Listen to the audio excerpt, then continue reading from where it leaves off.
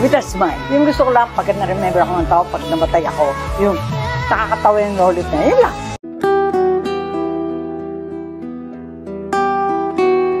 Pumanaw na nga ang batikang showbiz columnist at talent manager na si Lolit Solis sa edad na 78.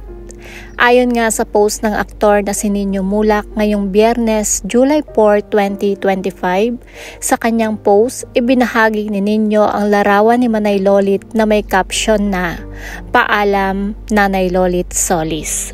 Lolit Solis ay matagal nang kilala sa showbiz bilang isang matapang, matalas at matapat na komentaryo sa mga isyung showbiz at sa pagiging malapit niya sa maraming sikat na artista.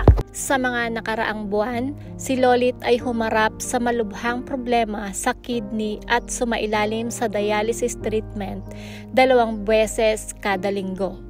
Sa kabila ng mga pagsubok, nananatili siyang positibo at nagpapasalamat sa buhay na ipinagkaloob sa kanya. Binahagi rin niya noon na handa siyang tanggapin ang mga limitasyon sa kanyang kalusugan at nagpaabot ng pasasalamat sa mga patuloy na nagmamahal at sumusuporta sa kanya.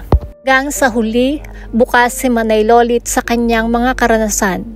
Pinili niyang ibahagi ang kanyang kwento sa publiko, tanda ng kanyang tapang at dedikasyon. Bago nga pumanaw ang veteran showbiz columnist na si Manay Lolit Solis, nag-iwan pa siya ng isang emosyonal na post tungkol sa kanyang karanasan sa ospital. Sa IG post nga niya, taos-pusong nagpasalamat si Lolit sa mga dumalaw sa kanya sa ospital, lalo na sa matalik niyang kaibigan na si Salve Asis. Aniya, Salve, sobra akong grateful talaga sa pagdalaw nyo sa akin sa ospital.